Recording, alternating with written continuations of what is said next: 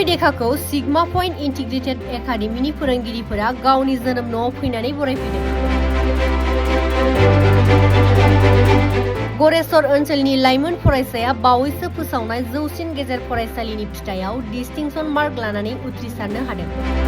थांनाय सानखालि फोसावजानाय जौसिन गेजेर फरायसालिनि फिथाइयाव बायहाटा सारियालियाव थानाय सिगमा पइन्ट इन्टिग्रेटेड एकाडेमि फरायसालिनि फरायसा मिनमय देखाया 94 जौखोन्दो नम्बरजों जौसिन मासि आवग्रिनो हादों। बेखौ लानानैनो मिनमय देखाखौ सिगमा पइन्ट इन्टिग्रेटेड एकाडेमिनि फोरोंगिरिफोरा गावनि जोनोम न'आव फैनानै बरायफैदों।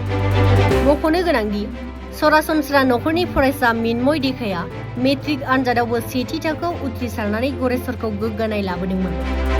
जौसिन गेजेर फरायसालिनि फिथाइयाव डिस्टिंसन मार्क लानानै उथ्रिसारनो हानाय फरायसा मिनमय देखाया सिगमा पइन्ट इन्टिग्रेटेड एकाडेमिनि फोरोंगिरिफोर आरो गावनि जोनोमगिरि बिमा बिफाखौ गोजोननाय फोरमायदों आरो इयुन समाव सासे इन्जिनियार जानो गोसो दं होनना फोरमायदों।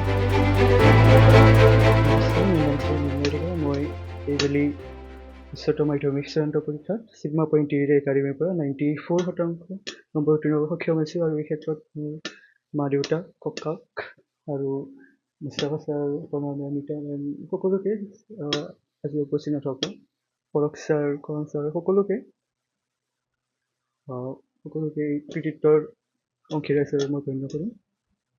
আৰু ছাৰ বাইদেউসকলে বিষয়ৰ উপৰিও যেতিয়া অসুবিধা হৈছিল তেতিয়া মন ভাগি পৰিছিলোঁ, তেতিয়াও ছাৰ বাইদেউসকলে যথেষ্ট সহায় কৰিছিল।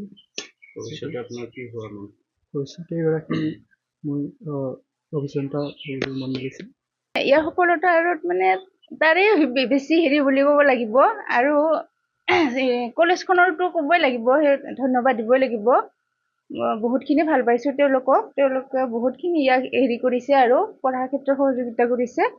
সেইকাৰণে মই চিগমা পইণ্ট মানে সকলোকে মানে মোৰ ফালৰ পৰা মানে ধন্যবাদ জনাইছোঁ ল'ৰাটো এইখিনি মানে ৰিজাল্ট কৰাত হেৰি কৰাৰ কাৰণে।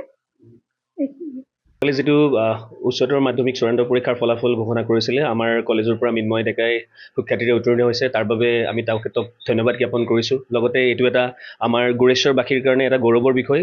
গোৰেশ্বৰৰ ভিতৰত সৰ্বোচ্চ নম্বৰ পাবলৈ সক্ষম হৈছে আৰু মেট্ৰিকতো খুব সুখ্যাতিৰে উত্তীৰ্ণ হৈছিল মিনময় ডেকা। বহুত কষ্ট কৰি কিনে তেখেতে পঢ়িছে। লগতে আমাৰ চিগমা পইণ্টৰ যিখিনি শিক্ষাগুৰু মণ্ডলী আছে তেখেতসকলেও যেতিয়া যেনেকৈ বিচাৰিছে মিনময়ে তেখেতৰ ওচৰত আহি সহায় কৰিবলৈ চেষ্টা কৰিছে আৰু তাৰ প্ৰতিস্বৰূপত আজি এইটো ৰিজাল্ট আমি পাবলৈ সক্ষম হৈছোঁ। লগতে এইবেলি হৈ যোৱা JEE পৰীক্ষাটো তেখেতে সুখ্যাতিৰে উত্তীৰ্ণ হৈছে আৰু লগতে এইবাৰ এডভান্সৰ কাৰণে প্ৰিপাৰেশ্যন কৰিছে আৰু আমি খুবেই আশাবাদী যে এইবাৰ JEE এডভান্সতো আমি এটা ভাল ফলাফল পাম বুলি আশা ৰাখিছোঁ।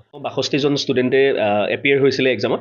তাৰ ভিতৰত আপোনাৰ 259 ষ্টুডেণ্টে প্ৰথম বিভাগত উত্তীৰ্ণ হৈছে আৰু 3জন ষ্টুডেণ্ট দ্বিতীয় বিভাগত উত্তীৰ্ণ হৈছে। আৰু যদি আমি অভাৰঅল ক'বলৈ যাওঁ 90 এবভ আমাৰ প্ৰায় 13জন ষ্টুডেণ্টে পাইছে আৰু আপোনাৰ 80 এবভ প্ৰায় 100জন ষ্টুডেণ্ট আছে আৰু 75 যদি এবভ চাবলৈ যাওঁ প্ৰায় 180 মান ষ্টুডেণ্ট আমাৰ পৰা 75% এণ্ড এবভ পাইছে। গতিকে অভাৰঅল আমাৰ 100% ৰিজাল্ট হৈছে। আহি থকা দিনত আমি খুবেই আশাবাদী। আহিবলগীয়া যিটো বেটছ আছে তেওঁলোকো খুবেই ভাল, তেওঁলোকক লৈ আমি খুবেই আশাবাদী। আৰু specially sigma point integrated academy হৈছে আমাৰ মেডিকেল বা ইঞ্জিনিয়াৰিঙৰ কাৰণে আমি খুব বেছিকৈ প্ৰিফাৰ কৰোঁ। আৰু তেনেস্থলত নামনি অসমত এখন খুব লেখত ল'বলগীয়া অনুষ্ঠান চিগমা পইণ্ট। প্ৰত্যেক বছৰে আমি ফ্ৰেছ কেণ্ডিডেটৰ লগতে মেডিকেল MBBS নতুবা JEE কাৰণে আমি বহুখিনি ষ্টুডেণ্ট আমাৰ ফালৰ পৰা চিট পাবলৈ সক্ষম হৈছে আৰু তাৰ বাবে আমাৰ চবতকৈ ধন্যবাদৰ পাত্ৰ হৈছে আমাৰ শিক্ষাগুৰু মণ্ডলী। তেখেতসকলৰ কাৰণেই এইখিনি আমি পাবলৈ